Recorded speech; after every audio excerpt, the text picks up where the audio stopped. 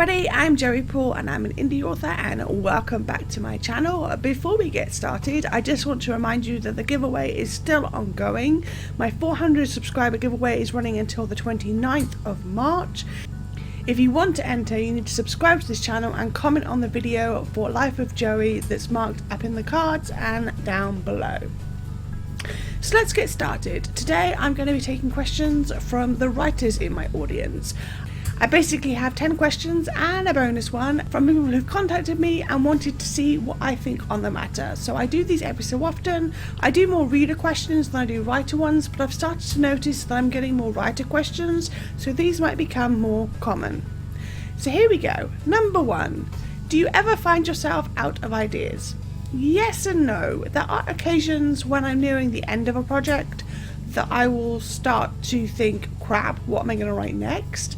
But generally speaking, I have other ideas percolating in the back of my mind, and one jumps forward and I'm like, I'm gonna write that one. So I've never actually gotten to the point where I'm starting a new book and I thought, I have no idea what I want to do. Number 2, how did you find the editing team you work with now? The first editing team I worked with was Friends in the Field. The second one was again Friends in the Field, and the one that I'm working with now is mostly Friends in the Field. I've been very lucky in that when I found editors, they've been people I either know socially, and so I've been able to approach them for editing. And so that's the team that I'm working with now, is basically people I know in real life and have known for a while, who also work as editors. There are other ways to find editors. My advice would be to scour their websites and to ask for sample edits and all of that to really make sure that you're getting the right fit for you and that editor. Number 3, is there anything you would change about the way your career has gone? If so, what? I don't think so, no. I think I might change the way I went about releasing books once self-publishing was more of a thing you could do yourself. And I think if I was going to do that, then I would do a lot more research, I would have waited for decent covers, and I would have made sure that I knew the market I was going into. But otherwise, I'm quite happy with the way my career has gone. It's not like zoomed up there too famous, but most writers don't get to that stage, and I have people who know who I am, I have loyal readers, so, I'm happy with that. Number 4, do you ever plot out your series or do you pants the whole thing? I pants the whole thing. Well, maybe. There's a book I'm writing at the moment that I know is going to have a book 2, and I'm kind of seeing the threads of what's going to happen in book 1 that will then tie into book 2. But generally speaking, my series have been a case of I'm going to write this book and see where it takes me. And that's worked for me. It makes editing a little harder because and that's why I like to finish a series before I even start publishing, because then I know what threads need to be left behind in the previous books for it all to tie in.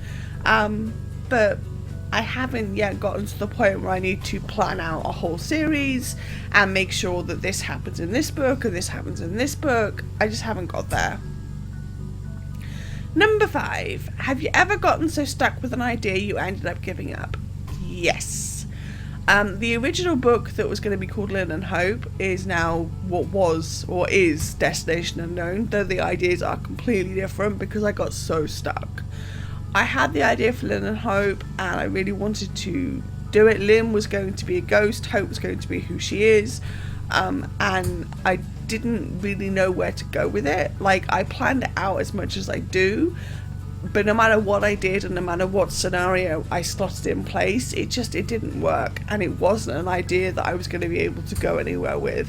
So I shelved it for a while, and then I didn't really realize until I'd finished Destination Unknown that it was basically that story but with something else, with other sort of complications and context and stuff like that. So that was good. But there are books on my shelves, or ideas on my shelves, or projects on my shelves that I will never ever look at again because I am that stuck, and I don't know whether, I go through them occasionally and think, oh, could I do anything with this? But I think there are some of them that they were good ideas to begin with, but I didn't They didn't grow, they didn't turn into anything, and because of that, they're going to stay like pages and pages just on my shelf. Number 6. Do you feel your process ever changes in all the time you've been writing? Yes and no, in the fact that I seem to go from being a morning writer to an evening writer to a morning writer to an afternoon writer to, basically it can come and go. But my process, as in how I go about writing, hasn't really changed.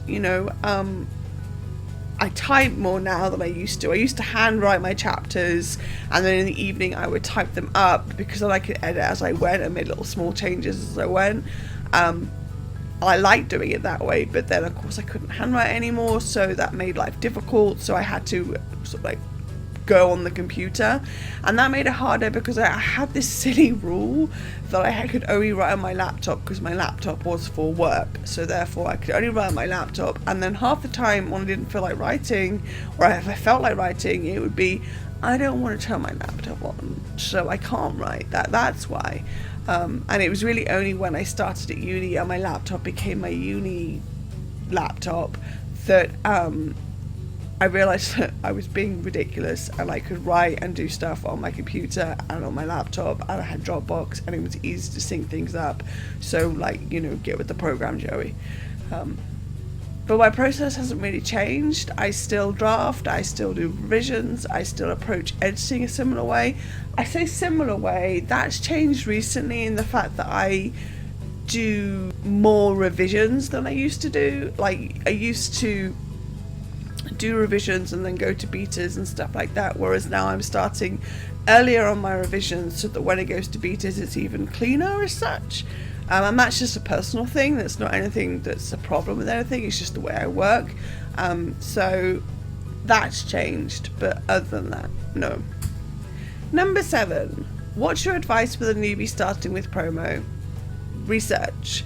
One of the things I didn't do, and I should have done, was a lot of research about the market, about how to approach the market with your ads, with your book, and make sure you know what genre you're in, make sure you know which classification you're in, and stick to that, targeting that audience that is your target audience. My problem was that I was just so overwhelmed by the idea of marketing and the promo and stuff like that I didn't really look for target audience. I didn't really do my research, and because I didn't really do my research, I wasn't reaching the right people. And so while there's people that follow me on Facebook and Instagram and all the rest of it who like my books, I haven't really hit that point where I'm being followed by a lot of my readers. I am followed by some of my readers, but some of my readers don't follow me on social media, so they don't ever see half the promo I do. And reaching out to new readers is hard to do because I've got this huge backlog of books, which does work against me because you're having to promote either all of them or only a couple of them, and because one of mine is an 8-book series, I need to promote some of them. It's about making sure those ads hit the right target audience at the right moment. So my advice would be to do a lot of research. Number 8, do you ever feel like you're pushing yourself too close to burnout? Yes, I do. In fact, after Nano, I cut back down to 20 chapters a month, and I've stuck there. I've stayed there. Out of choice and out of necessity. I know you can hear that I've got a cold at the moment. I don't want to burn out, and especially because I'm in the midst of releases at the moment, so I can't really stop as such. And I did do a video about burnout, which I will link up in the cards, but I've been having a lot of problems over the last year or so with my sleep, and that hasn't helped matters. And so I kind of feel like I'm getting very close to burnout, but I'm somehow just keeping it at bay. And because I'm just keeping it at bay, I'm able to recoup some of the time and take more time off so that I can relax and read and all the rest of it. I recently took a weekend off, just off social media, because I was not feeling well, and I needed to recoup some of that strength so that I could go back to work. Number 9, you've said before that you're organised in life but not in writing. Do you ever wonder why? No, not really. I know why I'm not organised in writing. I'm organised in life because I think I'm one of those people that needs to know what's going on. I need to know what I need to do and what steps I need to take to get there.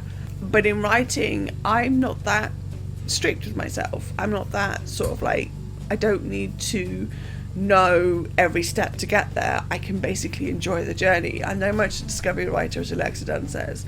So I think if I was, and I have tried to be organised in my writings, and I have tried to plan and outline and all the rest of it, and all it does is just kill my joy. It just kills the joy, and it just kills the idea, because I'm stressing over things that I don't normally stress about, because I always get there in the end.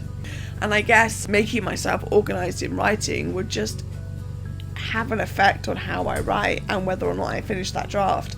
And that speaks to me, really. I don't want to get to that point. I don't want to be the kind of person who forces organisation into my writing when I know that it won't work. So it's not really something that I wonder about, because I know the reasonings behind it. And number 10, have you ever considered going the traditional route? If not, why not? I have and I haven't. I haven't recently because I work very loosely to deadlines. I don't struggle well with stress, as you are probably well aware. I am chronically ill, I'm disabled, and I don't feel like I have the constitution to write under deadline. Now, I do have some deadlines, but they're ones that I've imposed and ones that I can generally wiggle room with. But if I can't, that's okay. But I feel like a lot of traditional publishing is both very slow, and the deadlines are movable, but you only get so many tries before you're told, nope, you have to deliver. And I'm just not that keen on that kind of thing. Nothing against traditional publishing. It is a valid publishing path, and I think if I'd gone that route the first time around, maybe things would be different.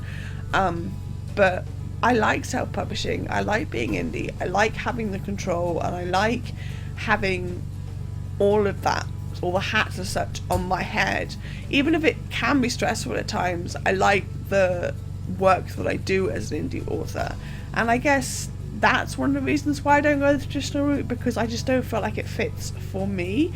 And I know some people do hybrid, I know some people do traditional only, and I'm not knocking on anybody, because you've got to take the path that works for you.